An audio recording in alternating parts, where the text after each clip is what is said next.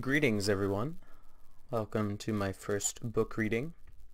The reason I'm doing this, the reason I'm reading books and putting these up on YouTube is because I am on a podcast fairly regularly and I need practice speaking. It's obviously a very important skill for someone who spends, 2 hours a week in a little studio here in my house recording podcast with a couple of buddies. And so since I figured I need to improve upon this skill, I might as well combine two things I love. One of those which is, the podcasting format, right? Practicing that, and reading. I love to read, but I don't designate enough time to it, so I figure I can fit two things in one, speech practice and book reading, and put it up on YouTube and hopefully provide something useful for those of you who aren't able to afford books or don't want to subscribe to something like Audible.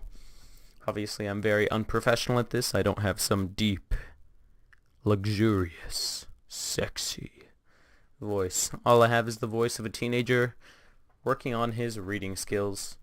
How this is going to work is I'm just going to go through and I'm going to read, everything I can. This is the first book I'm going to start with, Visions of the Future, 42 authors included. Apparently this is pretty reputable, I guess. And I'm really excited to go through this book. So let's get to the beginning, and we'll start here with the introduction by Daniel Batt. Oh, one side note before we begin. If I make any mistakes, I'm not going to edit these things out. This is going to be a full run-through. Basically non-stop. Sometimes I'll take little pauses. And I'll try to figure out how to edit those out, but I don't have any editing software. I don't know how to do that sort of thing. So that's something I'll have to learn over time. But let's begin. I've done a long enough intro. Introduction. Daniel Batt. In the following pages, you'll find stories and essays about artificial intelligence, androids, faster than light travel, and the extension of human life. You'll read about the future of human institutions and culture.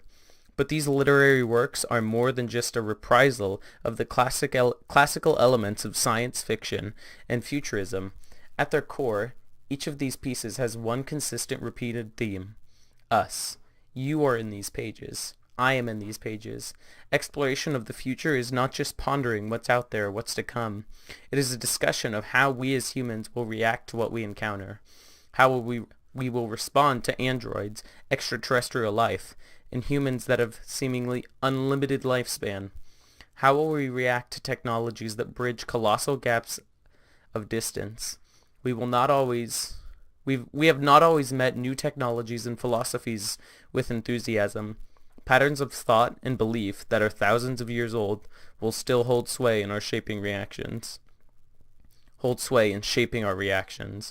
seemed to be obvious societal advances, in hindsight, were actually challenging battles. If we encounter intelligent life amongst the stars, what will we do? Will our response be one of mutual curiosity and sharing, or instead suspicion and fear? This book, Visions of the Future, is not just a handy collection of pulp sci-fi adventures and articles. It continues a necessary conversation our society is having. Our responses now will shape our responses to come. If our relationship today with what is both new, unknown, and different is derived from fear, it is not a far extrapolation to see that mentality will carry forward. Hugh Howey's The Automated Ones projects current fear-based bigotry into our relationship with AI life. Nicole Anderson's The Birth of the Dawn shows a different relationship to Human 2.0, one built on enthusiasm and wonder. The very challenges we face today will be mirrored in the future. Science fiction has already begun to shape the way we think. Thomas M. Dish, in The Dreams of Our Stuff is Made Of, writes, "It is my contention that some of the most remarkable features of the present historical moment have their roots in a way of thinking that we learned from science fiction. Science fiction and futurism can be both predictive and prescriptive. Today, TASER is an acronym for Thomas A. Swift's electric rifle, referring to the pulp science fiction classic that gave the inspiration for the modern day inventor, to the modern day inventor. Beyond technological foresight, science fiction functions as a lab for thought experiments. It allows us to imagine scenarios that are to come and then analyze them. Through the stories, we also analyze ourselves. We are reflecting back our own beliefs about humanity and our own fears. The future isn't predetermined. We are not guaranteed the stars. We are not guaranteed another century on this planet. We are not guaranteed this planet.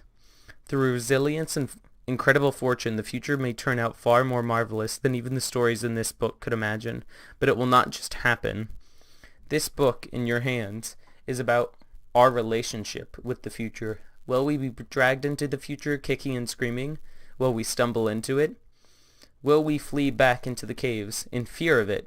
Or will we run to it, create it, design it? This book is not a roadmap, but hopefully it can inspire the map makers. As you read these pages, keep in mind Dennis Cheatham's words from The Power of Science Fiction. It may be the case that the future worlds and infinite possibilities projected in science fiction can be used to inspire viewers to pursue work that will make those possibilities or ones like them real.